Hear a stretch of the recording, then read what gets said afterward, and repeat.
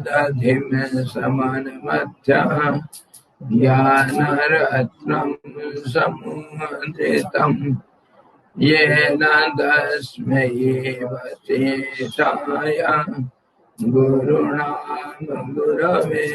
नमः। वशिष्ठ जी भगवान की जय। सद्गुरु भगवान की जय। सच्चिदानंद भगवान की जय। सदा ब्रह्म की जय।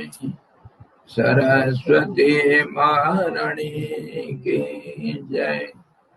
जोग वशिष्ठ जी भगवान की जय।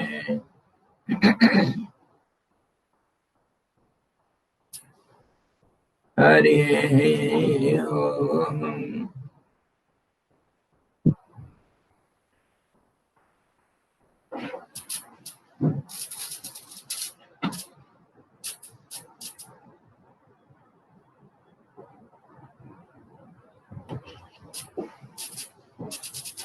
हाँ जी, कुछ सवाल? प्रभु जी कल का सवाल था काकभूषण जी के बारे में। काकभूषण का कहानी बताए और कुछ? हाँ जी,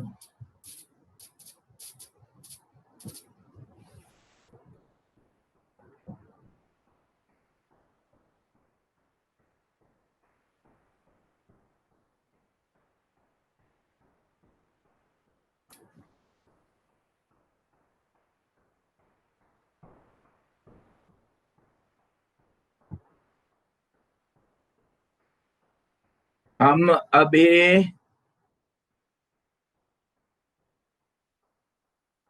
निर्वाण प्रकरण का पूर्वार्ध का 26वां अध्याय में काकभूषण जी का दिया हुआ जो परमात्मा का चिंतन के बारे में हम बात कर रहे हैं। और इसके पहले ये जो सवाल आप लोग किए हैं काकभूषण जी का कहानी, ये 18वां अध्याय से 20वां अध्याय के अंदर वो चर्चा कर चुके हैं हम, इसीलिए फिर वहां जाएंगे बहुत समय लगेगा। इसीलिए शॉर्टकट में मैं कहानी बता देता हूँ। शॉर्टकट में कहानी वो ज्यादा अगर विशेष रूप से आपको जानना है एक एक मिनट की कहानी, तो फिर ये निर्वाण प्रकरण का पूर्वार्ध का 18वां अध्याय से 20वां अध्याय तक आप एक एक करके देखना।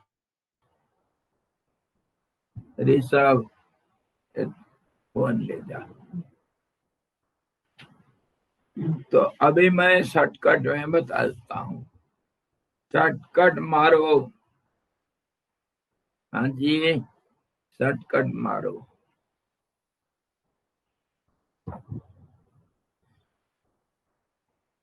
आप लोग जानते हैं ब्रह्मा करके कोई होंगे और विष्णु भी कोई होंगे और शंकर भगवान करके कोई होंगे, रुद्र, सदाशिव, महादेव। तो इन लोगों का शक्तियां भी हैं। तो ब्रह्मा का शक्ति को ब्राह्मी शक्ति बोलते हैं और विष्णु के शक्ति वैष्णवी और रुद्र के शक्ति को रुद्राणी, राजा का शक्ति को रानी। तो ऐसे ही ये जो ब्राह्मी शक्ति है, ब्राह्मी देवी, ब्राह्मी सरस्वती मानो, या सृष्टि कर्त्री मानो, जैसे भी मानना मानो। ब्राह्मी देवी का जगह कहाँ है? ब्रह्मलोक में। तो ब्राह्मी देवी के वाहन जो है, जैसे सबके एक एक वाहन, गणेश जी का मूषिक वाहन, हाँ जी, विष्णु जी का गरुड़, विष्णु जी के गरुड़, पक्षीराज गरुड़ है। सरस्वती माता जी का हंस, सरस्वती माता जी का हंस, ब्रह्माणी का भी हंस है, हंस वाहन। वो हंस है, बहुत सारे हंसियां हैं, हंस हंसी। तो ये इनके सब वाहन होते हैं और इनके परिचारिकाएं होंगे। जैसे राजा के राजाओं के नर्तकी होंगे, राजाओं के, और कितने नौकरानी, परिचारिका बोलता है, नौकरानी बोलना अच्छा शब्द नहीं होता है परिचारिका। तो इस ढंग से ये ब्राह्मणी जो है, ब्रह्मा के शक्ति, उनके कोई परिचारिकाएं हैं। वो 8 अष्टमात्रिका करके माना जाता है। अष्टमात्रिका 8 परिचारिकाएं, 8 8 5 और 3 8 बोला। 8 के बाद क्या वर्ड है? परिचारिका, परिका नौकरानी, 8 बोला और अकल नहीं, नाट। तो ये परिचारिकाएं तो है ब्रह्माणी जी के, लेकिन ये कभी कभी ये गण है सब। और रुद्र के भी गण होते हैं, आप जानते हैं, सब रुद्र गण, भूत प्रेत पिशाच, और गणिका भी होते हैं। रुद्र गणिका मतलब भूतनी प्रेताणी और कितने क्या क्या सब, जैसे पिशाचिनी, डाकिनी, साकिनी, हाकिनी, क्या क्या सब, 64 जोगिनी ये सब बहुत सारे हैं। और ये लोग सारे संबंधित किससे हैं? ब्रह्मा विष्णु शंकर जी से संबंधित है। तो जैसे ब्रह्मा विष्णु शंकर जी के शक्ति हैं, ऐसा भी ये लोग भी उतने शक्तिशाली हैं, ऐसा मत समझना। ये बहुत शक्तिशाली देवा देवी सब है, ये गण लोग कम नहीं। नंदी है, भृकुटी, भैरवनाथ, शिव जी के काल भैरव, कितने क्या क्या सब, ये भयंकर है, बहुत भयंकर होते हैं। इसमें सब कुछ सात्विक, राजसिक, तामसिक सब कुछ है, लेकिन फिर भी सत्व आधार में है, क्योंकि ये लोग बड़े ऊंचे हुए देवा देवी है। और इनका ये जो हमारे भारतीय संस्कृति के अनुसार, अरे कितनी किस्म के पूजा पाठ विधि विधान सब, हजारों किस्म के हैं, हजारों किस्म के, एक दो किस्म नहीं। तो इसको मन में रख लो पहले, फिर चलो कहानी में फिर बीच में सवाल नहीं करना कि ये ऐसा कैसे हो गया, क्योंकि ये सर्वशक्तिमान होते हैं। तो अभी ये जो ब्रह्माणी है, ब्राह्मी देवी, ब्राह्मी, इनके 8 परिचारिका थे।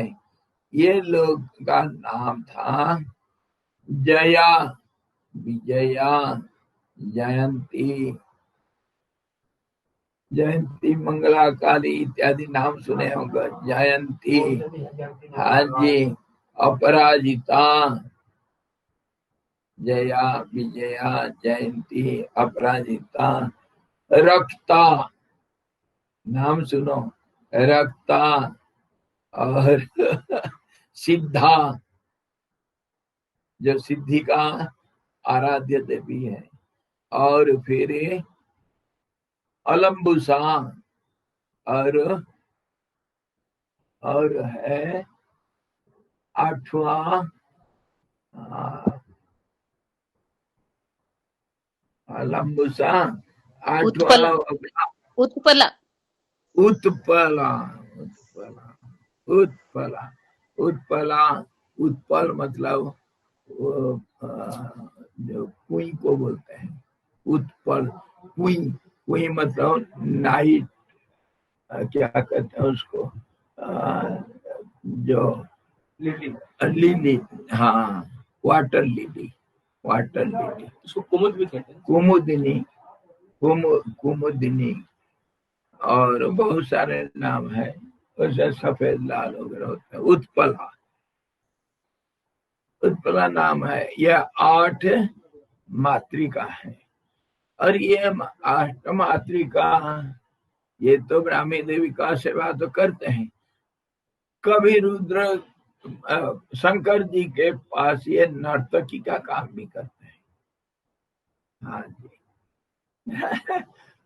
वो जब नृत्य करते हैं, शिव जी तो भोले भाले, आंख बंद करके बैठे बैठे, कौन नाचता है, कौन गाता है, कौन सुने, वो बोले हैं। तो शिव जी इन लोगों को ज्यादा कोई इतना सम्मान नहीं देते हैं। कोई नाच रहे हैं, नाचो। ये बच्चे लोग आते हैं ना हमारे इधर, नाचते हैं, हमें नाचो। तो एक बार क्या हुआ, ये लोग, ये जो अष्टमातृका है, ये लोग इकट्ठे हुए कहा, आसमान में। उनका तो घूमने फिरने का रास्ता, जगह आसमान में है। हाँ, देवता लोग सभी आसमान में घूमते हैं। सब आसमान में सब इकट्ठे हुए। और ये लड़कियां क्या करते हैं इकट्ठे होने से, 2 लड़कियां इकट्ठे होंगे तो दुनिया को प्रलय कर देते हैं।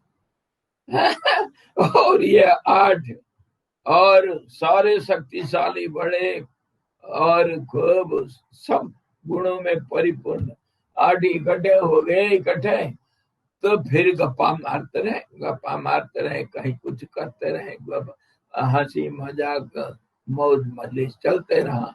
और फिर अचानक मन में, अरे ये उत्सव मनाना था यार, कुछ मौज मजलिस करेंगे। अचानक तो फिर कहे, अच्छा ठीक, कुछ तो बहाना चाहिए ना।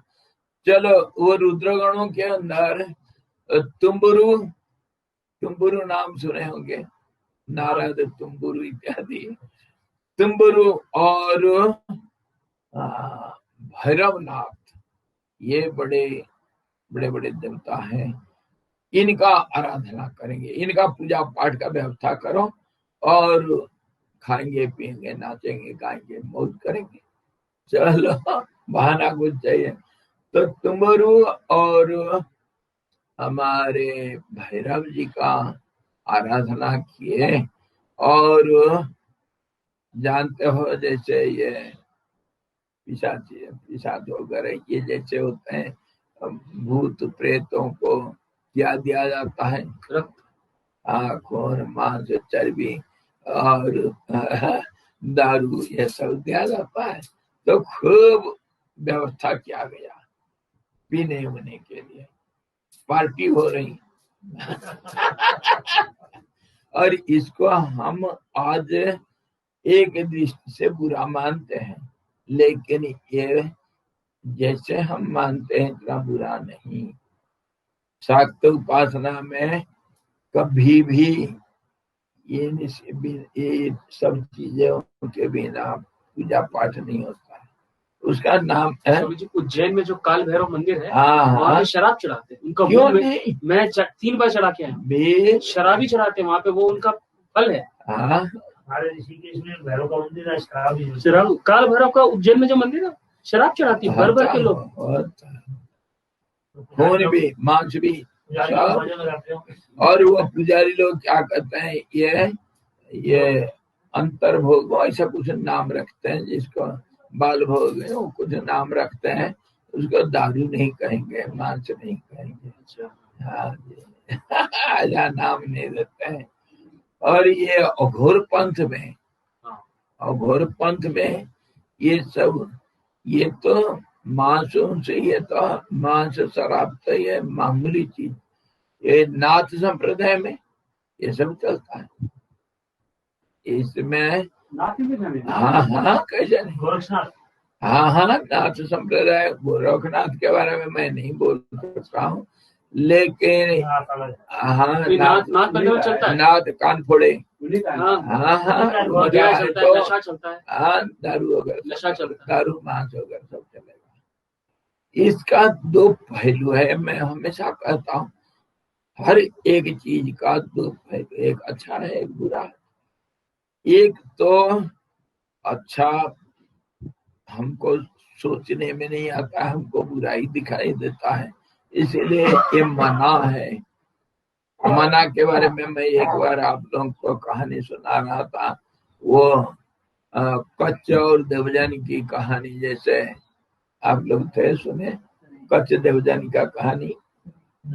अच्छा हाँ, वो कच्च को मार करके देवता लोग, राक्षस लोग आखिर उनके मांस शराब के साथ खिला दिए शुक्राचार्य जी को।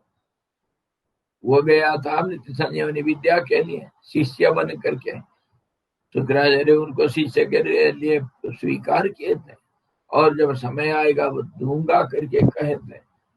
वह सेवा करता था। राक्षस लोगों को जब समझ में आ गया तो इसको मार डालो, बहुत बार मारे और गायब कर दिए। पर देवजानी एक ही लड़की, वो जब अकड़ती है तो शुक्राचार्य फिर कच्छ को जीवदान दे करके फिर जीवित कर देते थे, और फिर कच्छ फिर सेवा में लग जाता था। आखिर उसको मार करके टुकड़ा टुकड़ा करके मांस बना करके गुरु जी को खिला दिए दारू के साथ। उस समय सब चलता था, मांस मदिरा सब चलता।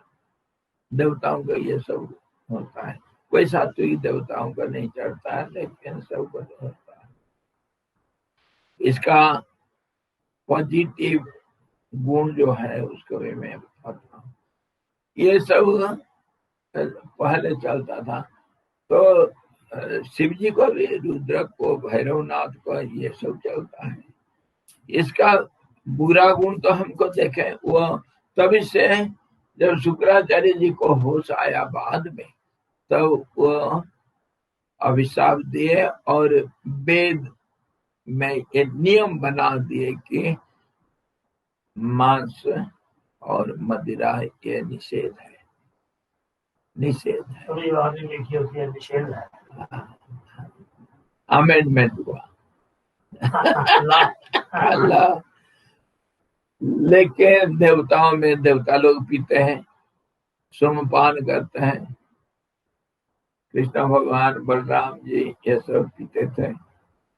राम जी मांस खाते थे, ये सब जानते हैं। हिरण मारते, वो उस समय धर्म माना जाता था। अभी भी, अभी पशु का संख्या कम हो जाने से पाप है, नहीं तो बहुत ज्यादा होंगे तो मारना पड़ेगा। मनुष्य तो सारा नियम कानून बनाता तोड़ता सब। मैं भी वही बोलने वाला था, क्षत्रिय के हिसाब से तो उनको वो क्षत्रिय का धर्म तो मारना बिना कारण से, धर्म रक्षा के लिए मारना। बल के लिए वो लोग मांस खाते थे, ऐसा गीता में मैंने कैसे मारेगा? लड़ाई में हार जाएगा, प्रैक्टिस नहीं करेगा। उनको बल चाहिए इसलिए मांस खाते। तो क्या आप जब युद्धाभ्यास करते हैं किसी को मारते हैं?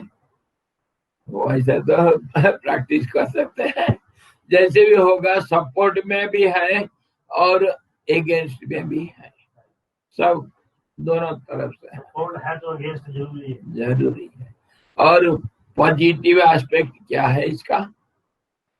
दारू मदिरा ये वगैरह, दारू पीने के बाद जब मन एकाग्र होता है, एकाग्र होना तो सबका ये आखिरी फल इसमें है, तो फिर उस समय ये जैसे अघोर में ये सब विकार को जय करना चाहिए।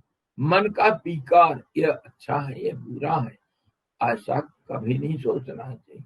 विकारों के ऊपर जाने के लिए टट्टी, मांस, शराब, कुछ भी खाना, उसमें विकार नहीं करना।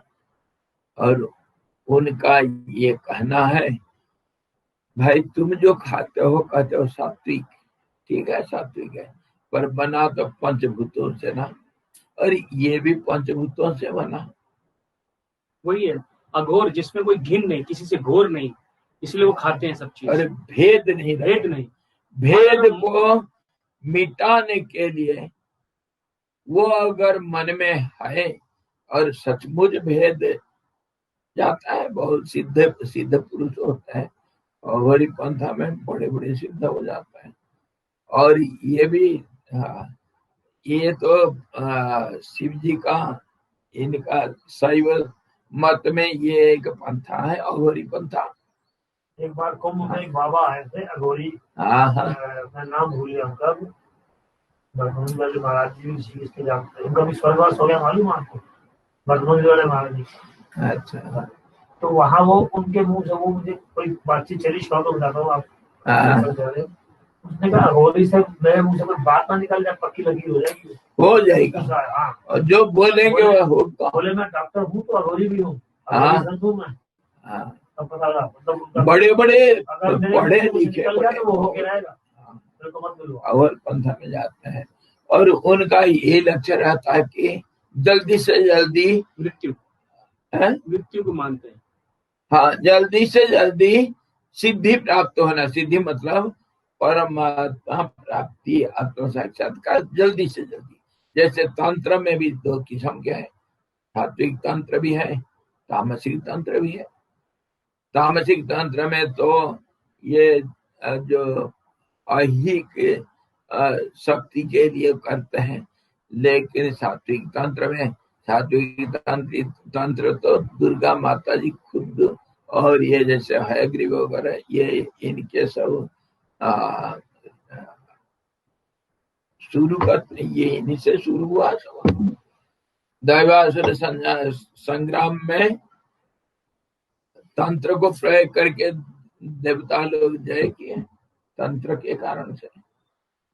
यंत्र मंत्र ये सब अच्छे के लिए हो सकता है, बुरे के लिए भी। जैसे आटम बम, इसको खत्म करो, किसी को मार करके, तो न्यूक्लियर एनर्जी को अच्छे से यूज करो या इसको इसके लिए यूज करो। एनर्जी है, आपको किस तरीके से यूज करना है। हर चीज का दो पहलू। तो ये दारू वगैरह पीना, ये अच्छे कारण से भी पिया जाता है, और ये देवा देवी लोग ये सब पिया करते हैं। ये अष्टमात्रिका सब मस्ती करने के लिए, चलो आज थोड़ा उत्सव मनाएंगे, इकट्ठे हो गए, और तुम्बुरु और भैरवनाथ जी का आवाहन किए, और उधर पीना पाना सब और खाना पीना का सब व्यवस्था हो गया। व्यवस्था, मांस और मदिरा सब तैयार, सब खूब पिए, पहले पूजा किए सब उनका, भैरवनाथ का, और फिर खूब पिए खूब खाए, नाचे, नाच तमाशा मचाए। और उस समय जब ये देवियां सब नाच रहे, गा रहे, नाच रहे आसमान में, कभी कहीं सब पेड़, कहीं पर्वत के शिखर पर पहुंच जाते हैं, कभी समुद्र के किनारे पहुंच जाते हैं, कहीं तीन भुवन उनके लिए तो हाथ मुट्ठी में। तो वो कहीं भी जा करके खूब मस्ती मारे। अच्छा, और उसी समय इन लोगों के जो वाहन सब थे वो भी पिए। अरे जब बस पी रहा है तो चपरासी पिएगा नहीं क्या? थोड़ा सा बाहर जाकर के पी लेगा। कोई किसी चीज की कमी नहीं। तो ये लोग सब इनके जो वाहन थे अष्टमातृका के वाहन थे, सातों का तो 7 हंसियां थे। और ये अलम्बुसा जो 7वीं मातृका थी उसकी जो वाहन था वो एक चंड नाम के एक कौवा था। कौवा? हाँ, कौवा था, चंड नाम था। 7 की हंसनी थी और 1 का कौवा था। हाँ, ये तो हंसियां थे और इसके पास एक पुरुष कौवा था। ये अलम्बुसा माता जी। और अलम्बुसा माता जी का ये लोग सब रहते हैं कहीं कहीं, और सारे दुनिया इनका हाथ में। अलम्बुसा माता जी का उनका जो स्थान है, मुख्य स्थान, वो विंध्य पर्वत में है। विंध्यवासिनी। विंध्यवासिनी माता। हाँ, बहुत विंध्य मतलब कि विंध्याचल पर्वत। हाँ, विंध्याचल पर्वत भारत के बीच में है ये। तो विंध्याचल में उनका जगह है, और चंड भी वहीं रहता था। पर रहेगा तो वहां कौवा ठहरे, वो तो कहीं भी जा सकते हैं, कुछ भी कर सकते हैं। तो इस ढंग से ये जब खा रहे पी रहे थे, ये हंसियां और ये वाहन लोग, ये कौवा, ये लोग पी पा करके खूब मस्त थे। तो खूब नाचते गाते इनके अंदर थोड़ा बहुत प्यार भी हो गया। हंसनी और कौवा में? हाँ। अरे स्वामी, ये तो ब्रीड ही अलग होगी। ब्रीड अलग होता है, कोई उस समय कोई सब चलता है। प्यार आज भी ब्रीड नहीं देखता और पहले भी ब्रीड नहीं देखता। हाँ, नहीं देखता। प्यार में ये सब नहीं होता। प्यार क्या तो डरना क्या। प्यार अंधा होता है। प्यार अंधा होता है। और भगवान के साथ प्यार हो गया तो भगवान कभी देखा ये चंडाल है, ये ब्राह्मण है, ये ऐसा है, वो ऐसा है, ये पापी है, वो पुण्यवान है, ऐसा भगवान कभी देखा? प्यार हो गया तो भगवान सबको स्वीकार कर लेते हैं। तो इन लोगों का जब प्यार हो गया, ये सारे 7 जो हंसियां थे वो कौवा के साथ खूब मस्ती मारे। और ये लोग भी, देवी लोग भी है अपना नाच रहे हैं, वो वाहन लोग भी अपना किनारे वो भी मस्ती मार रहे हैं। तो जब बहुत, और इसके बीच में हुआ क्या, इन लोगों के मन में आया, अरे शिव जी तो हमको पूछते नहीं, हम क्या कोई कम है, किसी से कम है क्या? शिव जी हमको पूछते नहीं। ऐसा सोच करके चलो उमा को पकड़ो, उमा शिवानी को पकड़ो। जा करके, यद्यपि शिवानी उनके अर्धांगिनी है, फिर भी ये लोग तो सब कुछ में पारंगत है, अपने माया भी है, कुछ भी है, शक्ति इनके पास भी है। तो ये लोग किसी भी हालत में माया करके, छल बल करके उमा को पकड़ के ले आई। और वो जो पूजा पाठ हो रहा था इनका, भैरवनाथ और इनका तंबरू जी का, उसमें उमा को बलि चढ़ा दिए। तुझे मां से खाएंगे।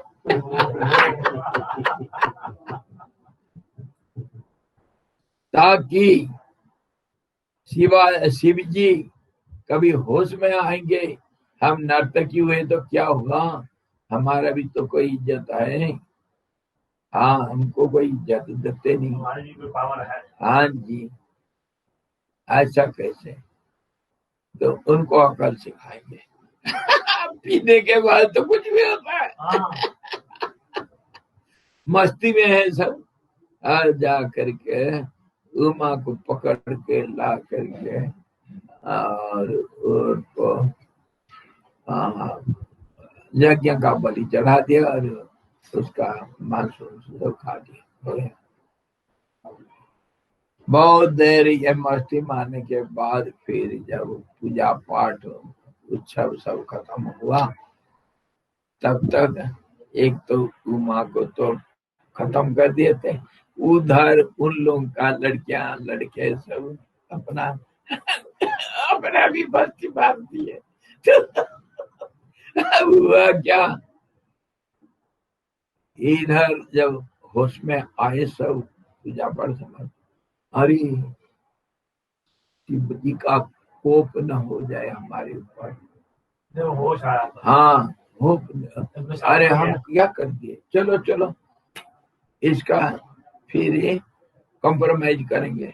तो फिर अपने शक्ति से फिर वो सब ठीक ठाक करके उमा को किसी भी हालत में फिर तैयार करके फिर ले करके शिव जी के पास विधि बात दाखिल करके माफी मांगे और फिर शिव जी तो होने वाले हैं। ठीक है।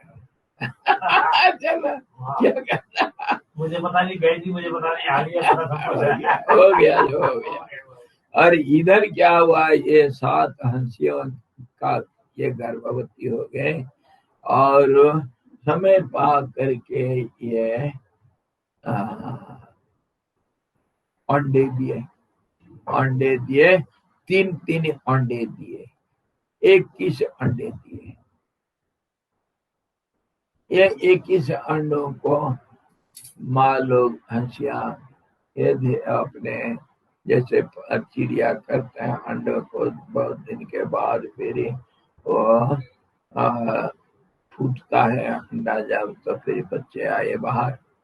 बच्चे बाहर आए जब, वो बच्चे थे सब कौवा, क्योंकि कौवा के वीर्य से पैदा हुए, इसलिए वो सारे 21 कौवा थे। वो उनके अंदर ये सब चंड के लड़के, सारे लड़के, तो ये लड़के सब धीरे धीरे जब इनके पंख उगा और ये लोग सब धीरे धीरे आसमान में उड़ना शुरू कर दिए, खाना पीना घूमना फिरना जब हो गया इनका शुरू, तो फिर ये इनको तब तक ये जब नाच तमाशा कर रहे थे, इनके ये जो अष्टमातृका इनका देवी कौन है, ब्राह्मी देवी जब देखे ये गर्भवती है, इसीलिए अभी इनको तुम्हारा छुट्टी, आजकल नियम है ना 6 महीना छुट्टी ले, हाँ प्रेगनेंसी क्या छुट्टी मिल जाता है। तो ब्राह्मी देवी भी ध्यान में बैठ गए और ये हंसिया जा करके मछली मारे कहीं अंडे दिए और ये अंडे फिर बच्चे हुए, उसमें समय लग जाता है, युगों बीत गया। उसके बाद हमारा युगों, उनके तो थोड़ा जैसे व्यवहारिक समय जो होता है, तो इस ढंग से ये जो बच्चे लोग जा करके देवी का बहुत पूजा पाठ खूब सेवा की, ग्रामीण देवी के। अब क्यों वो ध्यान में बैठी है, अब ये घर के जो सखियां, जो परिचारिका, उनको क्या बोलते हैं राज दरबारों में, जो ये सखियां होते हैं सब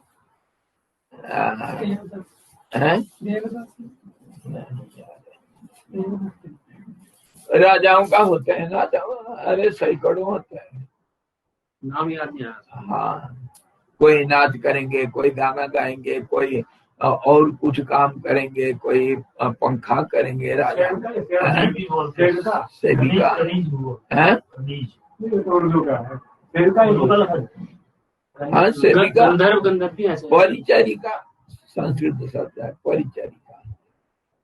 तो ये लोग हंसिया सब जा करके कहीं, जो इनको भी छुट्टी मिल गई थी, फिर ये बच्चे लोग जब जा हो गए, कौवा 21 कौवा पैदा हुए, इन लोगों को जब होश आ गया, चिड़ियाओं का साथ साथ हो जाता है, तो फिर ये लोग जाकर के ब्राह्मी देवी का बहुत सेवा किए। ब्राह्मी देवी जब समाधि से उठी तो देखे, अरे मेरे कितना प्यारे बच्चे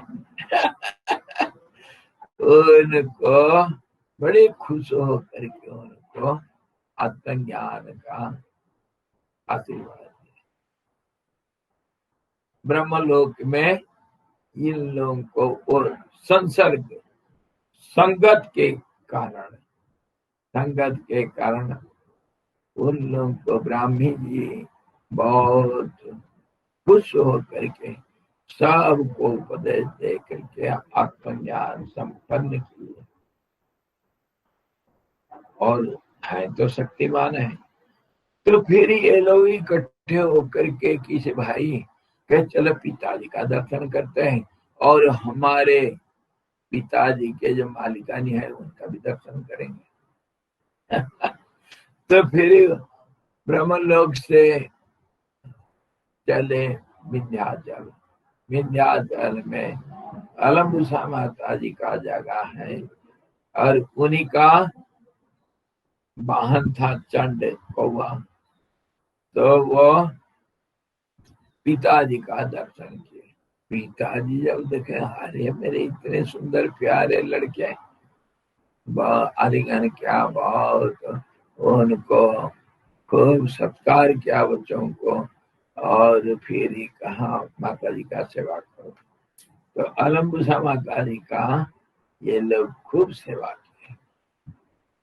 दासियां नहीं, बच्चे कौवा 21 कौवा विंध्याचल में जाकर के। चंड तो पिताजी, और पिताजी का मालिकानी अलम्बुसा है। तो अलम्बुसा देवी का बहुत पूजा पाठ किया, खूब उनको पटाए। देवी बहुत आसानी से भाई अपना घर के बच्चे हैं मैं बड़ा खुश हो करके, वो भी नानाविध ज्ञान और नानाविध सिद्धियों से इनको समर्थ बनाई। जाओ सब ब्रह्म ज्ञान तुमको प्राप्त होगा, आत्म साक्षात्कार होगा, भुक्ति मुक्ति दोनों, संसार में तुम जो कुछ चाहोगे करोगे। संसार में व्यवहारिक जिंदगी में सब कुछ तुम्हारे लिए मौजूद है, और आखिर आत्मज्ञान भी तुम्हारा हाथ मुट्ठी में। जाओ। हंस तो वैसे भी विवेक का प्रतीक है। क्यों नहीं? तो हंस के पुत्र हैं तो आत्मज्ञान तो। और ये कौन है? ये जो अलम्बुसा माता जी का वाहन है, इसीलिए कोई काम नहीं है। ये ढंग से इनका परंपरा, कुल परंपरा ऐसा। उसके बाद जब ये सारे गुणों में संपन्न हो गए 21 भाई, तब चंड बोलता है, बेटा अब तुमको क्या चाहिए? पिताजी हमको कुछ नहीं चाहिए दुनिया में, हम जाएंगे कहीं एकांतवास में, आनंद लेंगे, एकांत में आनंद लेंगे, समाधि का आनंद लेंगे, क्या करेंगे दुनिया में। तब फिर चंड ने कहा, बच्चों अगर तुमको चाहिए एकांत, सबसे बढ़िया जगह मैं बताऊंगा। कभी अलम्बुसा माता जी जब समाधि में जाती है, तब मैं कभी एक बार ऐसे मौका पा करके छुट्टी मनाया था। छुट्टी कहाँ मनाया छुट्टी मनाने के लिए गया था सुमेरु पर्वत के ऊपर। पर्वत का बहुत सुंदर बनना क्या सब बायोडाटा उसका सारा डायरेक्शन बताया। मेरू कहाँ है, मेरू में वो कैसा सुंदर, उसमें जंगल कैसे, कल्प वृक्षों का जंगल, और देवा देवी लोग मेरू पर्वत में कैसे आराम करते हैं और अपना समय बिताते हैं। और वहां पर बड़े सिद्ध ऋषि देवता मुनि गंधर्व चाणर लोग उसी के ऊपर कैसे विहार करते हैं। और वहां भी बड़ा बहुत विशाल पर्वत होने के नाते सब अपने अपने इतने होते हुए भी एकांत का भी मौज लेते हैं। इसलिए तुम लोग अगर जाना चाहते हो एकांत के लिए, उससे बढ़कर के और कोई आनंददायक एकांत स्थान कोई नहीं मिलेगा, जाओ। और जब मैं गया था वहां एक सबसे चोटी के ऊपर सबसे बड़ा जो कल्प वृक्ष है, उसमें दो शाखा, उत्तरी शाखा के ऊपर मैं अपना घोंसला बनाया। और वो घोंसला का बनना करते हैं बड़े सारे, वो कितने हीरा मोती क्या सब जो दुर्लभ वस्तुओं का एकत्रीकरण करके मैं वो घोंसला को बनाया था। और वहां पर मैं बहुत समय आनंद से बिताया था, एकांत का से मैंने क्या था छुट्टी में जाकर।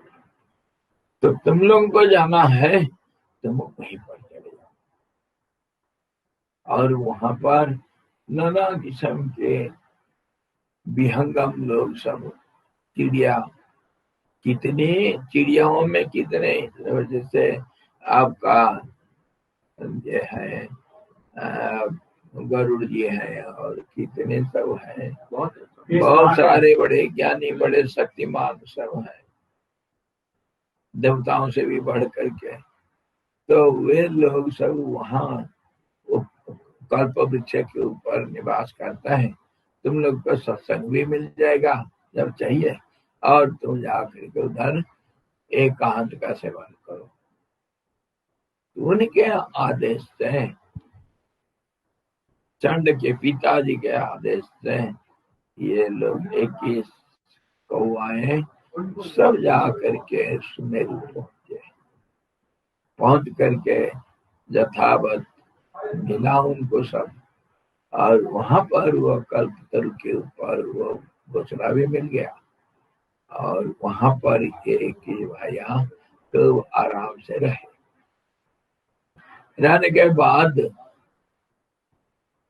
ये सर्वशक्ति संपन्न समर्थवान है सब, और ज्ञानी भी है। इनके मन मर्जी जो कुछ कर सकते हैं। मन मर्जी मतलब मन तो आई नहीं, बड़े आनंद से रहते हैं।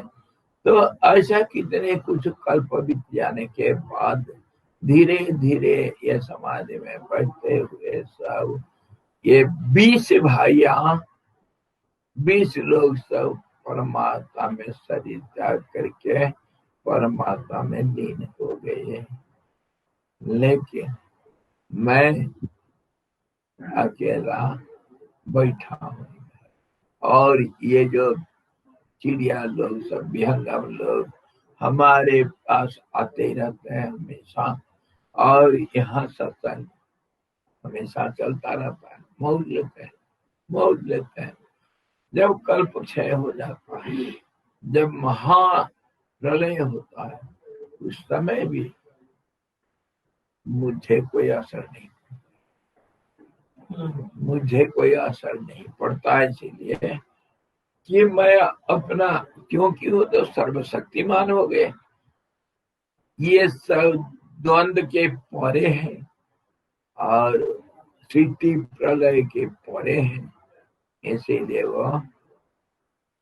उस सूक्ष्म स्थिति में परमात्मा में अहंकार रखते हुए भी, अहंकार मतलब अपने आइडेंटिटी, जो सांसारिक अहंकार नहीं है, उसको रखता हुआ भी अपने परमात्मा में निवास करते हैं। और जब फिर सिद्धि ब्रह्मा कभी कोई पैदा हुआ और जब सिद्धि को रचाता है, मुझे वैसे ही, क्योंकि यथा पूर्वम अकल्प्यत, पहले बार जैसे ही वो ब्रह्मा ने किया था, मतलब वो मेरु पर्वत और कल्पतरु वगैरह ये सब जो का त्यों हो जाता है, फिर मैं भी अपना शरीर को बना लेता हूँ और वहीं जाकर मौज करता हूँ। और आपको इसमें क्यों प्यार है, ये शरीर में, और सब भाई चले गए। लोग कहते हैं वशिष्ठ जी सारे सवाल पूछे हैं, ये सब वशिष्ठ जी के उत्तर में सब काकभूषण जी अपना कहानी बताए बचपन की। कहते ये अपनी मौज है, कोई शरीर रखे ना रखे, मौज है। और ये शरीर से ज्ञान प्राप्त हुआ है, इसलिए इसके साथ मेरा एक खेलना, मेरा एक मस्ती है। इस शरीर को मैं प्यार से रखता हूँ, जब चाहे तब बना लेता हूँ। जैसे कोई बच्चे का किसी विशेष खिलौना में प्यार हो जाता है, उसको कोई बोल सकता क्यों प्यार हुआ करके।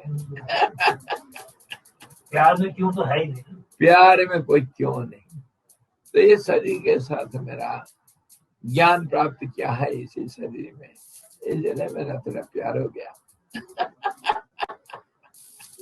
इस ढंग से काकभूषण जी अनंत काल से महाकल्पों का क्षय होने पर भी, महाविनाश होने के बावजूद भी वो फिर ज्यों का त्यों है। उनको सृष्टि स्थिति प्रलय का जो प्रभाव प्रभावित नहीं कर सकता, वो सबसे परे। इस ढंग से एक काकभूषण जी की कहानी इस शॉर्टकट में मैं बता दिया। ये तो 2-3 अध्याय लिए हैं बताने के लिए। बड़ा इन लोगों का ये जो वर्णना, बड़ा फ्लावरी लैंग्वेज सीखी है सब। अरे सुमेरु का वर्णना, क्या मजेदार वर्णना, कालिदास जी कुछ नहीं इसके सामने, ऐसा सुंदर वर्णना किए हैं सब।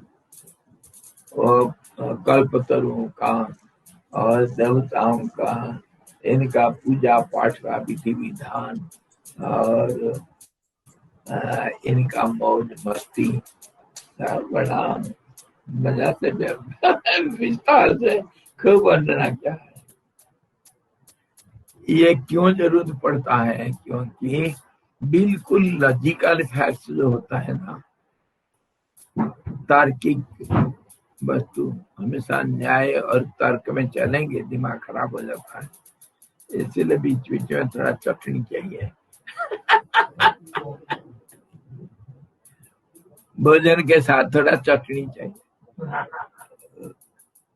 रामायण वाला काकभूषण जो एक ही, दोनों एक ही है। रिलेट कैसे करेंगे, इनको रिलेट कैसे करेंगे? रिलेट करना मतलब, अरे कोई कैसे देख, और ये सेपरेट इवेंट है, 2 अलग-अलग इवेंट है ना स्वामी जी, इनको नहीं, एक ही है।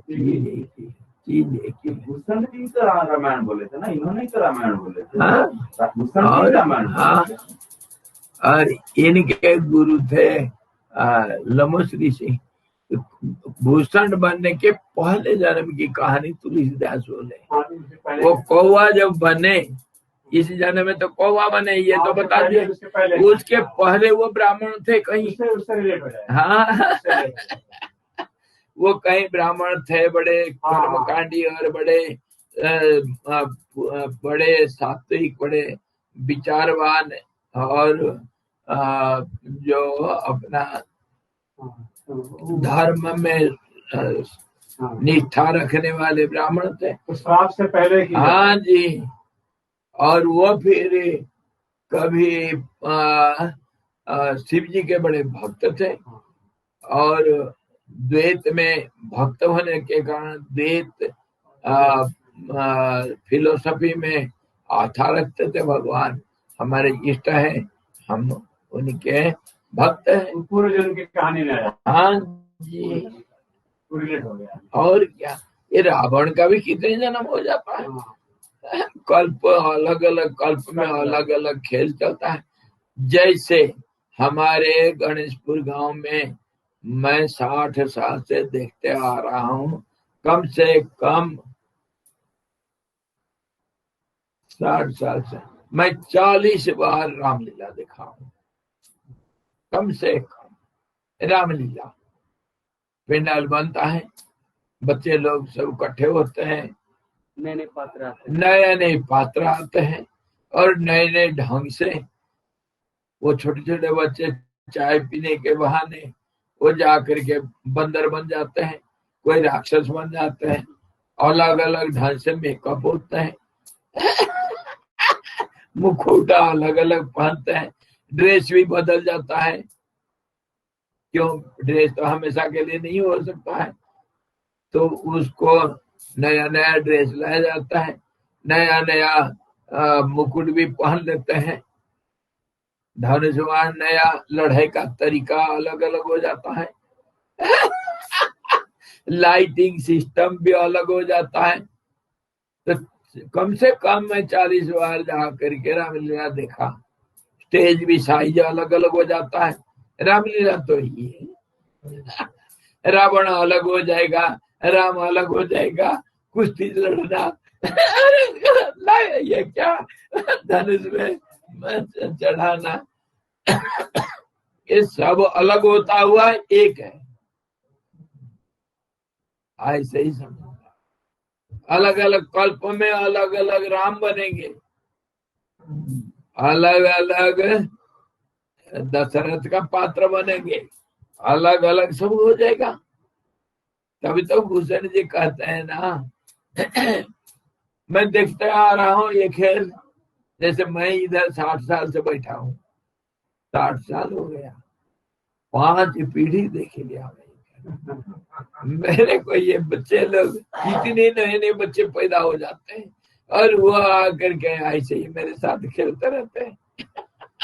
ये सॉन्ग जिसमें बोले थे ना कुछ, मैंने 12वां राम और 19वां कृष्ण। हाँ जी, 12वां राम और 19वां कृष्ण। और ये एक जीव, उसका नाम क्या, वाल्मीकि नाम का एक जीव को मैं 13 बार देख चुका हूँ रामायण लिखते हुए।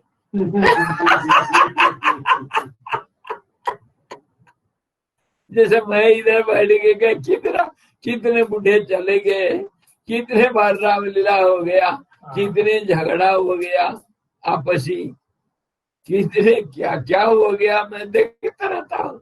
कितने बच्चे आए, बच्चे पैदा हो करके, बूढ़े हो करके मेरे सामने मर गए। ये अमरू बाबा इतना ही था, 12-13 साल का, पहला जब मैं मिला इधर आकर है। नहीं, वो अपना घर द्वार से वो अपना गाय भैंस रखता था। तो पहले हम लोग कुछ तालों मिल करके ऐना देवी गए थे। ऐना देवी जाने के लिए वो रास्ता, पहला रास्ता हमको बताया था। बड़ा छोटा प्यारा बच्चा था, रास्ता में घास काटने के लिए जा रहा था। हम गए, लड़का इधर, हाँ महाराज क्या चाहिए बताओ, कहाँ जा रहे हो, ये जंगल में कहाँ आ गए। हम कहे ऐना देवी जाएंगे। अच्छा आप लोग जानते हो रास्ता? हम कहे नहीं, चलो ना मैं दिखाऊंगा रास्ता। तो हम कहे तो उधर जाएगा, तू कहाँ जा रहा था? हम घास के लिए जा रहा था।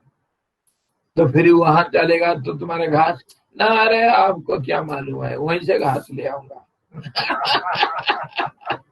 कितना दूर है स्वामी यहाँ से रहते हैं?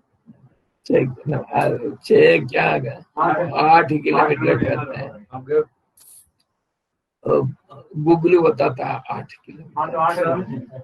और एक बात हो रही है, जैसे गीता चल रहा था, कृष्णा अर्जुन को बोल रहे थे, और वहाँ पे दृष्टा था संजय और श्रोता था धृतराष्ट्र। यहाँ पे जब ये योग वशिष्ठ चल रहा है, इसको एविडेंस दृष्टा कौन है? अरे बहुत है, बहुत है। तीन चार पेयर्स में प्रूफ होता है कि ये सही है।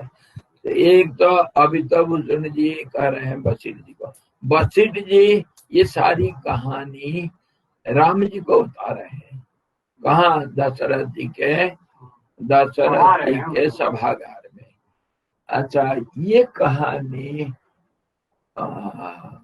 वाल्मीकि जी अपने शिष्य भरद्वाज जी को बता रहे हैं। वाल्मीकि जी भरद्वाज जी को बता रहे हैं। और फिर सौनक इधर नैमिषारण्य में, हाँ, और सुत और सौनक ये बताते हैं। और इसमें फिर और भी कितने जोड़ियां हैं। कहीं एक कोई परी कभी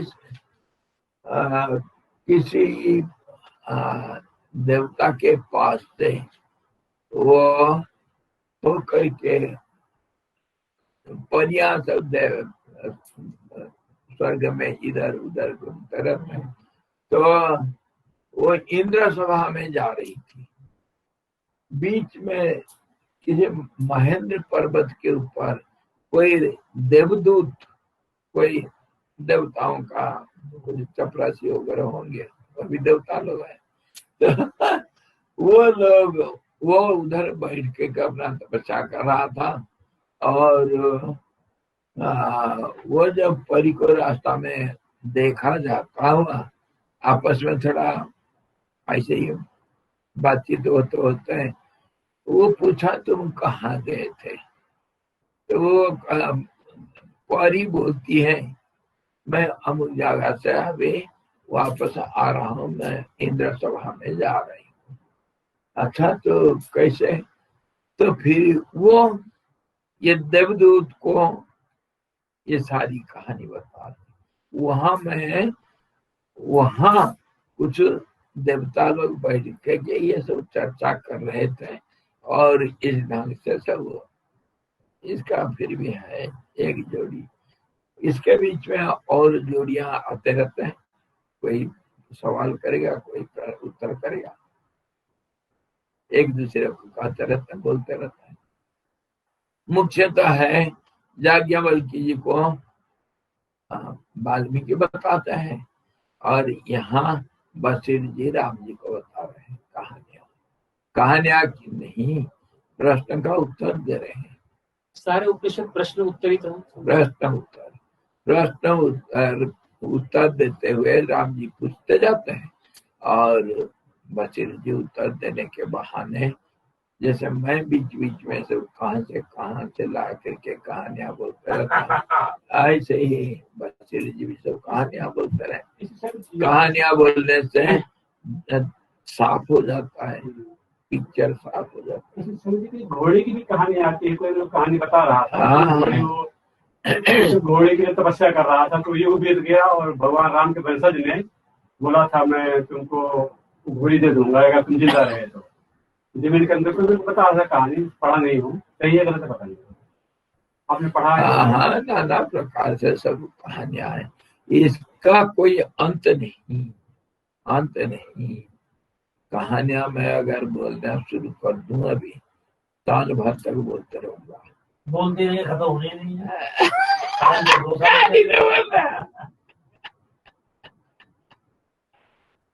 कितनी कहानियां मैं बोलते रहूंगा, उसका कोई अंत नहीं।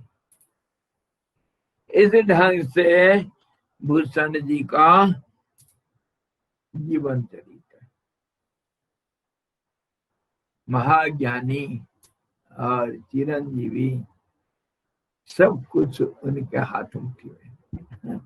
और इसीलिए कहते हैं कौवा सब जानता है, त्रिकालदर्शी होता है कौवा। उम्र काफी लंबी होती है ना। उम्र कौवाओं का बहुत होती है। कौवा अपने आप मरते नहीं, कौवा अपने आप में नहीं मरेंगे, रोग व्याधि कुछ नहीं होता है।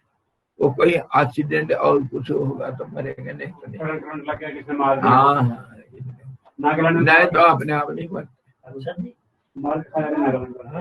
वाले तो सब खाते हैं, वो कुछ भी खा सकते हैं, कुछ भी खाते हैं। मतलब बाजार लगता है कोई मामला। और दीर्घजीवी होने से सब जानकारी रहता है। जैसे मैं यहाँ के बारे में, यहाँ लगातार लगभग 60 साल से रहने से यहाँ का पत्ता पत्ता, पहाड़ लता, नदी पहाड़, इंसान सब, कोई कौन कहाँ क्या है सब कुछ जानता। ये स्वाभाविक हो जाता है। यहाँ का जलवायु कैसे है, मैं बोल दूंगा आज बारिश नहीं होगा तो नहीं होगा, क्यों, मुझे मालूम है कैसे बारिश होती है। कहाँ जहाँ हवा चलता है, कैसे बादल आता है, और किस ढंग से बादल होने से कैसे होता है या नहीं तो बारिश खत्म हो जाता है। ये सब अपने आप हो जाता है, अपने आप पता चल जाता है। भौगोलिक, ऐतिहासिक सब कुछ मालूम हो जाता है। और ये जो चिरंजीवी होता है, जब 50 बार देखे लिया तो फिर और क्या रहा ज्ञान के लिए, सब कुछ जानते हैं। ये कौवा लोगों का कम से कम उम्र होता है 1000 साल, 1000 साल से कम नहीं, कम से कम। नाग लोगों का भी बहुत उम्र होता है। और जो ज्यादा उम्र वाले हो जाते हैं उनका शरीर धीरे धीरे छोटा हो जाता है, पंख लग जाता है और वो उड़ने के लायक हो जाते हैं। इच्छाधारी नाग बन जाता है। हाँ, इच्छाधारी बन जाते हैं। और काम रूपी कैसे भी रूप ले सकते हैं वो लोग। हाथियों का उम्र, हाथी बहुत बुद्धिमान इसीलिए होते हैं कि उनका कम से कम 250-300 साल से कम नहीं होगा लोग 100 साल उम्र है। हाथी को 100 साल बताते हैं लोग, नहीं 200-300 साल। और घोड़ों का बहुत कम उम्र है, घोड़ा मुश्किल से 25-30 साल। हाँ जी, कुत्ता 8-9 साल, कुत्ते नहीं, कुत्ते 15-16 साल। कछुआ स्वामी जी 100 साल के। कछुए नहीं, अरे कछुए तो कभी मरते नहीं। वो भी ऐसे ही, कछुए हजारों साल तक रहेंगे। और उनका गति, कछुए कहाँ हजारों किलोमीटर समुद्र में अब उनका गतिविधि चलता, हजारों किलोमीटर में। जैसे बाघ एक रात के अंदर 50 किलोमीटर 100 किलोमीटर तक घूमता है, उसका एरिया, टहलने का एरिया बाघ। तो ऐसे ही ये जो कछुए होते हैं, इनका समुद्र अपना आंगनबाड़ी जैसे है, वो खेलते रहेंगे और जिंदा रहते हैं हजारों साल, हजारों साल। कछुए नहीं मरते हैं जल्दी। ये सब दीर्घजीवियों के अंदर, दीर्घजीवियों का कहानी है, बताऊं कहाँ, अभी 10 दिन लग जाएगा। दीर्घजीवियों की कहानी। इंद्रद्युम्न करके एक राजा था इसी युग में, तो वो बहुत धर्म, हजारों युग तक यज्ञ करते रहा। जहां यज्ञ कंटिन्यूअसली, जहां यज्ञ करता रहा वो जमीन खाक हो जाता है, जब लगातार आग जलेगा और चलते रहेगा तो वो जमीन खड्डा हो जाता है। तो फिर वो ढूंढते ढूंढते कहाँ यज्ञ करूं, इसलिए एक कछुआ को पकड़ के लाया था मानसरोवर से। बड़ा भारी कछुआ था। वो कछुआ के पीठी में यज्ञ किया। हाँ, कछुआ का पीठी जो होता है बहुत सख्त होता है। बोलते हैं हाथी का पैर गंभीर होता है, न कुछ नहीं होता है। तो तभी तो उसके ऊपर मंदरगिरी को लेकर के समुद्र मंथन किया गया था। भगवान कच्छप का अवतार लिए थे इसीलिए। तो कछुआ बड़ा भारी शक्तिशाली चिरंजीवी होता है। तो वो चिरंजीवियों के कहानी में मानसरोवर का जो कछुआ को पकड़ के लाया था ये इंद्रद्युम्न राजा, जिसके ऊपर यज्ञ किया था हजारों साल तक कंटिन्यूअसली, उसका पीठी से खून निकलते निकलते एक नदी बन गई। साउथ में एक मही नदी करके एक छोटी सी नदी है, उसका पानी लाल है अभी भी। तो उसको मही नदी कहा जाता है और वो नदी वो कछुआ का खून से बना है। और फिर कभी समय पा करके इंद्रद्युम्न ने शरीर के साथ ब्रह्मलोक में गया। सत्य लोक में ब्रह्मा जी के पास जाकर के अनंत काल तक इतना पुण्य किया था, वहां जाकर के रहा। जब उसका फिर भी पुण्य खत्म हो गया, भगवान कहते हैं क्षीणे पुण्य मर्त्यलोक अभिसंति, फिर मर्त्यलोक में आना पड़ेगा। तो जब पूरा पुण्य उसका खत्म हो गया, ब्रह्मा जी उसको हाथ जोड़ के बोले भाई साहब चेकआउट चेकआउट, आपको फिर आना है, फिर जेब भर के आओ। अगर आना है तो वो बोले कीर्तिर्जस्य सजीवति, इसीलिए कीर्ति के लिए, जस कीर्ति के लिए, ये हमारे व्यवहारिक सत्ता में कहा गया। व्यवहारिक सत्ता में कीर्तिवान ही जीवित रहता है इस दुनिया में। कीर्तिर्जस्य सजीवति, जो जिसका यश कीर्ति है वह दुनिया में जिंदा रहता है, मरता नहीं। तो अब ब्रह्मा जी बोले मर्त्य मंडल में तुम्हारे कीर्ति समाप्त हो चुका है, युगे बीत गए, कल्प बीत चुका है, अभी तुमको फिर आना है तो तुम्हारे कीर्ति को उद्धार करो मर्त्य में, तब फिर तुम दोबारा आ सकते हो। अगर कीर्ति जीवित है तब फिर उसको उद्धार करो। जैसे कृष्ण भगवान कहे धर्म का उद्धार करने के लिए, संस्थापन करने के लिए, नए युग का निर्माण के लिए मैं आया हूँ, हमेशा मलिनता आ जाता है। तो वो ब्रह्मा जी भी प्रद्युम्न को कहे कि तुम जाओ अपने कीर्ति यश का उद्धार करो और फिर आना है इधर, तभी, नहीं तो नहीं आ सकता। अगर कीर्ति खत्म हो गया तो वही। तो प्रद्युम्न फिर आया, इंद्रद्युम्न भाई, प्रद्युम्न नहीं, इंद्रद्युम्न करके राजा था।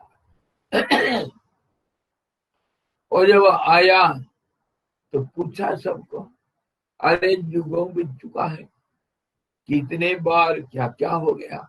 जैसे हमारा इतिहास में कह रहे हैं ना, एक युग था जब डायनासोर होते थे वो कहीं गए। एक युग कभी था प्रस्तर युग, जहाँ सब पत्थर का युग था, और वो मनुष्य लोग कैसे थे, कभी फिर बंदर के माफी हो गए, कभी ये परम भगवान का, विष्णु भगवान का जो अवतार लिए है ना, 10 अवतार, मीन अवतार, जैसे वैज्ञानिक लोग कहते हैं कहते हैं कि ये जो creation starts from water, water is the source of evolution. तो वाटर तो सब मानते हैं, सब मानते हैं। अरे हम कहते हैं पानी में भगवान सोए हैं मतलब छिप करके हैं पानी में जीवन का आधार है। उधर जैसे वो लोग कहते हैं जेली फिश हुआ, हमारे मीन अवतार का कहानी सुनो। भगवान पहला अवतार मीन अवतार लिए, मीन मछली के रूप धारण किए। भगवान विष्णु जो जल में सोए हुए हैं वो अवतार लेते हैं, मीन अवतार पहला लेते हैं। पानी में मीन पैदा होना ये तो स्वाभाविक है और हुआ है, और यही हमारे एवोल्यूशन प्रोसेस होता है। पहला भगवान का अवतार हुआ मीन अवतार, उसके बाद कच्छप अवतार हुआ। हाँ जी, कछुआ का रूप लिए और उसके बाद फिर कछुआ कैसे, मीन तो पानी में ही रहेगा, एक्वाटिक एनिमल्स, सिर्फ पानी में जीवन का शुरू हुआ। उसको तुम जेलीफिश कहो, हम मीन अवतार कहेंगे तो क्या फर्क हो गया भाई क्या फर्क पड़ता है। और उसके बाद फिर देखो हम कच्छप अवतार लिए, तो वो जो जलचर प्राणी जो है, मीन कभी मिट्टी के ऊपर नहीं आते, दोनों जगह लेकिन कछुआ दोनों जगह पर कच्चा मिट्टी के अंदर समुद्र में बिता सकता है और बाहर भी बिता सकता है, बाहर भी बिता सकता है, दोनों। तो ये दोनों जो है, दोनों किस्म के, मतलब यहाँ भी रहेगा वहां भी रहेगा। इस ढंग से जीवन का प्रगति हुई, जीव जगत का एवोल्यूशन हुआ। भगवान को कछुआ अवतार लिए, और उसके बाद और हम कहानी के जरिए बोलते हैं तो हम अंधे हैं, अंधविश्वास करते हैं। और वैज्ञानिक कोई अंग्रेजी में बोल देगा तो हम संस्कृत में बोलेंगे तो अंधविश्वास, और तुम अंग्रेजी में बोल दोगे तो हाँ नहीं ये सही वैज्ञानिक है अरे तुम्हारे बाप बैठे हैं इधर, ऋषि मुनि लोग सब कुछ देख करके बताए, वो कोई पागल नहीं थे जो बताए ऐसा। इसमें जो परंपरागत ज्ञान है, ये ज्ञान परंपरा से है, और क्या, और उनका रिसर्च का ज्ञान एक ही जो चीज है, कहाँ चलाओगे, उन्होंने रिसर्च किया, परंपरा से आ रहा है। अच्छा, तो उसके बाद फिर क्या हुआ, बड़ा अवतार हुआ। देखो भगवान धरती को जल से उद्धार किए, धरती को जल से उद्धार किए बराह अवतार में। और बराह कैसे है, रहेगा मिट्टी में, पानी में भी जा सकता है ये जो जैसे सुअर हुए, और जैसे गंडा, और ऐसा कितने चीज है। हाँ ये सब दरियाई घोड़ा, हिप्पोपोटामस, ये सब रहेंगे तो मिट्टी में, लेकिन पानी उनको प्यारा है पानी में जाकर के पड़े रहेंगे। तो सुअर ऐसा है। तो भगवान धीरे धीरे दिखा रहे हैं कैसे जीवन का परिवर्तन कैसे होता है। और वो फिर उसके बाद नरसिंह अवतार हुआ, बड़ा अवतार के बाद नरसिंह अवतार हुआ। नरसिंह कैसे है, आधा पशु और आधा मनुष्य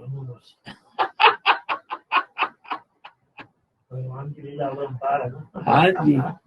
और वो फिर कैसे, क्रोध इत्यादि ये जो बड़े कठोर और भयंकर गुणों से परिपूर्ण। सुअर वगैरह भी ऐसे तो होता है। और नरसिंह अवतार जब लिए तो भी भगवान का अवतार रहा, तो आधा मनुष्य का डेवलपमेंट हो गया था। उसके बाद फिर वामन अवतार लिए। वामन अवतार द्वार, उसका एक ढांचा बन गया मनुष्य का। दाई बन गया। डाई बन गया, डाई बन गया। उसमें डाला फटाफट निकालते जाओ। ड्वार्फ बन गया। और वो सर्वशक्तिमान भी है। यहाँ पर शक्ति तो सबके अंदर है, मीन अवतार में भी, कच्छप अवतार में भी, और ये बराह में और नरसिंह में, सब में अपार शक्ति है, क्योंकि परमात्मा से आए हैं ना। और उसके बाद फिर वामन में देखो त्रिमूर्ति अवतार, हाँ 3 भुवन को व्याप्त हो सकता है तो इतना शक्ति। अच्छा, उसके बाद परशुराम, वामन के बाद परशुराम अवतार। परशुराम अवतार में जो आसुरी संपद बहुत प्रबल है, और विधि विधान का भी कुछ आ रखा है। और उसके बाद फिर बहुत सारे डेवलपमेंट है, शक्ति तो है ही। और उसके बाद फिर क्रोध इत्यादि। उसके बाद फिर राम अवतार, सारे मर्यादा, लॉ एंड ऑर्डर, मर्यादा पुरुषोत्तम राम, लॉ एंड ऑर्डर, मनुष्य का पूर्णत्व प्राप्त हो गया। लेकिन फिर भी पूर्णता नहीं मिला। हाँ। उसके बाद फिर कृष्ण अवतार होगा। कृष्ण राम के बाद अगर कृष्ण बनते हैं तो वहां खाली मस्तिष्क, खाली नीति नियम नहीं, नीति नियम के आंदोलन सारे रिसर्च करके मनुष्य एक पूर्णता के अंदर आनंद लेने का एक स्थिति में पहुंचता है। पूर्णता में आनंद के रूप में स्वच्छंद विहार करना, और सब कुछ भी नीति नियम में चलता है। प्रेम, राजनीति, धर्म नीति, सब कुछ सोशल रिफॉर्मेशन। और उसके साथ फिर राम जी सोशल रिफॉर्म नहीं किए हैं, असुरों को मारे, ये कुछ मर्यादा का पालन किए, ये सब ठीक है, प्रजा पालन किए, ठीक है, रिफॉर्मेशन कुछ नहीं किए। कृष्णावतार में रिफॉर्मेशन हुआ बहुत सारे। द्वापर, हाँ द्वापर युग में। हाँ जी, कितने अमेंडमेंट हुआ, कितने क्या क्या हुआ, नियम कानून बदल गए सब। और सबके अंदर सबको स्वतंत्रता देते हुए भी और आनंद लेना, प्यार का लहर बहा दिए। नीति नियम का कमी नहीं, सब कुछ पूर्ण मात्रा में। वो होने के बाद फिर आएगा बुद्ध। शांति से बैठ जाओ, किसी से छेड़खानी करो मत, आनंद से बैठो शांति से। अहिंसा परमो धर्म। ये मारपीट सब छोड़ो यार। कोई मरा तो मदद हो यार, पहले तो उसके लिए चिंता करना। हाँ जी, उसके बाद बुद्ध का तो ये स्थिति, पहले संसार दुख से दुखी होकर दुखों का संसार का निवृत्ति के लिए ज्ञान का रास्ता, अहिंसा इत्यादि के माध्यम से बताना, और खुद उसका बुद्धत्व दिखाना, प्राप्त करना। उसके बाद फिर ही हो गया, बहुत खेल कूद हो गया। अब चलो खेल समाप्त करते हैं। बच्चे जैसे रेत में सब खेलते खेलते मम्मी बुलाई, अरे मुन्नू तू स्कूल नहीं जाएगा? हाँ माँ आ रहा हूँ। मारा लाद सब चल यार स्कूल जाना है। तो ये कल क्या होता रहेगा, सारे खेल खत्म करो, बहुत पापी हो गए, बहुत शक्तिमान हो गए, बहुत तो बेढंग से जिंदगी जी रहे हैं, आपस में लड़ रहे हैं, वो कर रहे हैं, सो कर रहे हैं। कोरोना तो कल की अवतार का एक हिस्सा है, एक अंश। कोरोना कल युग है तो मोस्टली अंत में तब होगा, पता नहीं। जब बहुत इंटेंस हो जाएगा, ये सारा जब इंटेंसिफाई होगा तब फिर नेचर सब करता है। भगवान अवतार लेते हैं, मतलब इसको सब तरह से जोड़ के देखो, भगवान का अवतार हुआ और भगवान डिसेंडिंग अवतरण, ऊपर से नीचे आना, उसी का हम कहते हैं सूक्ष्म से स्थूल में आना, और स्थूलता में फिर धीरे धीरे उसका परिवर्तन कैसे, ये सब दिख रहा है सब 10 अवतार से। और फिर ये उसके अंदर एक जीवन का पूरा गतिपथ, एवोल्यूशन प्रोसेस जिसको कह रहे हो, वो शुरू कहाँ से होता है और आखिर अंत कहाँ होता है। खैर ये तो एक बार का नहीं है, बार बार होता रहता है। तो इसी ढंग से ये सब हमारी कहानियां कपोल कल्पित कहानियां नहीं, हाँ जी, ये सब साइंटिफिक है। साइंटिफिक हमारा भाषा अलग है, भाषा हम जो भाषा में कहेंगे, आजकल के पढ़े लिखे बच्चे ये नहीं समझते हैं, वो अंग्रेजी जानते हैं और स्टाइल मारना जानते हैं। वो नासा जो बोलेगा वही मानेंगे। हमारी बात कहते ये आंधे बूढ़े ये कहा है, ये क्या जानते हैं, ये तो आप चलाना नहीं जानता है, ये क्या जानते हैं, कंप्यूटर लगाओगे, मुझे कुछ नहीं आता। ये आउटपुट का है, सामने रिसर्च नहीं करते, रिसर्च नहीं करते हैं और बोलते हैं। जैसे हमने कहा कि ये वैशिष्ट, ये तो वाले कैसे रिलेट करेंगे, तो रिलेट के तो रिलेट हो गए, रिलेशन कैसे बोलेंगे तुम ये बोल रहे हो, वो बोल रहा है, झगड़ा बस बकवास है। हाँ, बकवास कहीं नहीं। वही मतलब तो इसी ढंग से ये जो इंद्रद्युम्न फिर वो कछुआ को लाया था, और ये से धीरे धीरे ये जो वो आकर के पूछा कि भाई गांव में एक बहुत बूढ़ा आदमी के पास जाकर पहुंचा, वो 100 साल बूढ़ा था, 100 साल का। तो उसको पूछे, अरे भैया तू इंद्रद्युम्न का नाम सुना? अरे जा पागल, इंद्रद्युम्न क्या है, जा मैं नहीं जानता। अच्छा तुमसे और बड़े कोई है जानते हो? अरे हम गांव में एक 2 साल का बूढ़ा बैठा है, वो मरा नहीं है अभी तक, उसके जाओ उसको मिलना। तो चलो हमको दिखा देना, चलो इसको ले गए, जा करके वो 200 साल बूढ़ा उसके पास पहुंचा। अरे इंद्रद्युम्न नाम का कोई राजा की कभी नाम सुना है तुम? नहीं कुछ नहीं जानता। अरे इंद्रद्युम्न हम नहीं जानते, जाओ। नहीं भाई, और कोई जानता होगा, हमको जानकारी चाहिए, थोड़ा बता दो ना, तुमसे और कोई बूढ़ा होगा।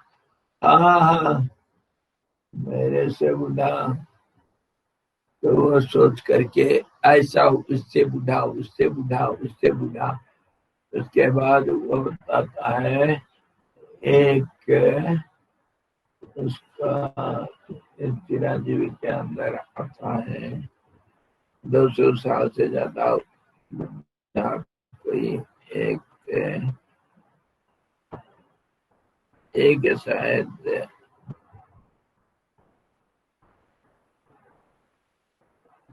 एक उल्लू था, 500 उल्लुओं का भी बहुत उम्र होता है।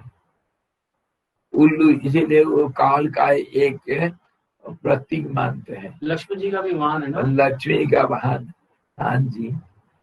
तो उल्लू वो 500 साल का है, मैं जानता हूँ उसको, उसके साथ मेरा नाता है। चलो दिखाओ उसको, जाके पूछे। उल्लू से ज्यादा उम्र वाला होता है बगुला, क्रेन। हाँ, वो फिर उल्लू को कहा मैं नहीं जानता हूँ, तो एक बगुला के पास गए, वो बताया, खुद गया। फिर बगुला से एक ज्यादा उम्र वाला होता है गीद। गीद हजारों साल बचता है, हजारों साल। हाँ जी। उस चिरंजीव में कौवा का कहानी नहीं आया, गीद को बताया।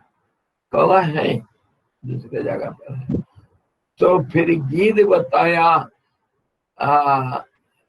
मैं तो नहीं जानता हूँ, तुम चले जाओ उसके पास, कोई और कोई।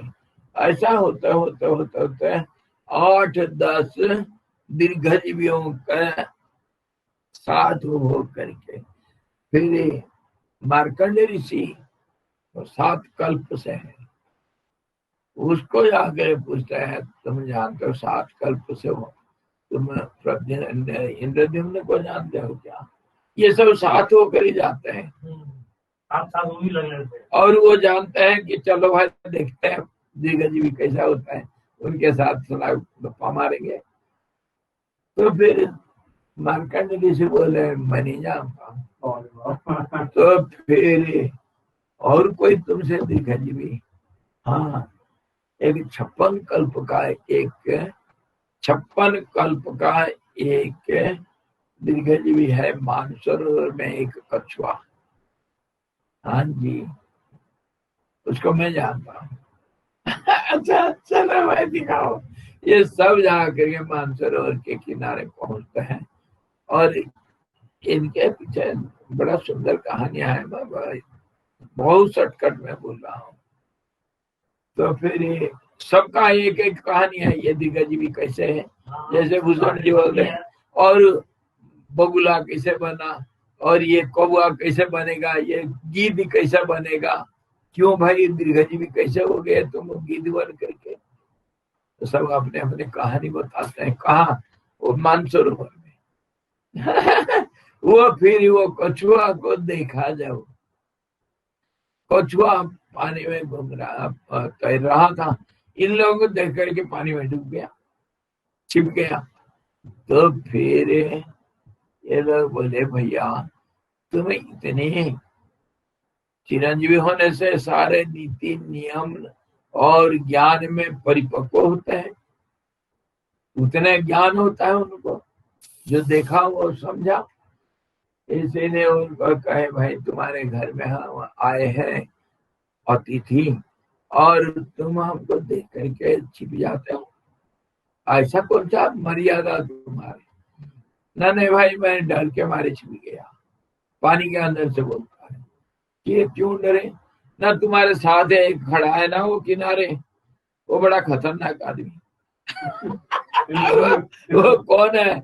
मैं जानता हूँ, उसका नाम इंद्रद्युम्न है। वो मेरे को पकड़ के ले गया था कि मैं डरता हूँ क्या पता फिर आ गया, फिर जा क्या करेगा। मेरे को बड़ा तकलीफ होता है यार। मैं नहीं जाऊंगा। तो फिर इंद्रद्युम्न कहा महाराज बड़ी कृपा हुई, तुम मुझे पहचाना और मैं नहीं जाऊंगा, आइए आइए। फिर सब बड़ा प्यार से बैठे, चाय पानी हुआ और फिर बातचीत चली कि भाई तुम कैसे तुम कैसे तुम कैसे। फिर तब तक सत्यलोक से विमान आ गया इसको ले जाने के लिए। तब इंद्रद्युम्न ने फिर बड़ा भारी सब अपने अपने कहानियां बताए, ये 7-8 कहानियां बड़ी सुंदर आगे मिलते हैं, सबकी कहानियां हैं, सबकी कहानियां इसमें जुड़ा हुआ। तो फिर इंद्रद्युम्न भाई क्या फिर जा रहा हूँ अपने जगह पर, मेरे को मिल गया जेब का। इस ढंग से चिरंजीवियों का कहानी। इसीलिए कहते हैं भगवान ने जितना भी जीव जंतु बनाया सबके पीछे बैकग्राउंड है। बैकग्राउंड है। जीव ने पता नहीं किस जीव का अंत किया था, उसके बाद बड़ी प्रॉब्लम आई थी उसको, वो कुछ चीज को कंट्रोल करते थे और भूल गया पूरी स्टोरी। मैंने आर्टिकल पढ़ा। इकोसिस्टम डैमेज हो गया। हाँ, चीज ने वो नष्ट कर दिया था। नष्ट करने के बाद उसका बड़ा बुरा हाल हुआ। वो कुछ चीज को मतलब होने से करता था वो। और एक लोमस ऋषि करके एक चिरंजीवी है। चिरंजीवी है सब। अब हो गया टाइम, आज के लिए कहानियां खत्म। फिर इतना कहानियां बोलना है कुछ आज के टाइम का आनंद अलग ही था, पता नहीं लगा गया था। कहानी में अच्छा जाता था मेरे टाइम। कहानी में कहानी होनी चाहिए, कहानी में क्या समझ भी आता है। समझ भी आता है। हरि ओम। पूर्णमदः पूर्णात् पूर्णमुदच्यते पूर्णस्य पूर्णमादाय पूर्णमेवावशिष्यते। ओम शांति शांति शांति। सद्गुरु भगवान की जय। सच्चिदानंद भगवान की जय।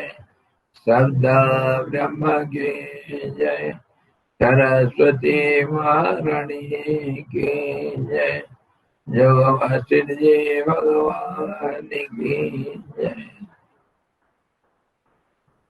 हमें मार्गदर्शन देने वाले स्वामी हरि ओम।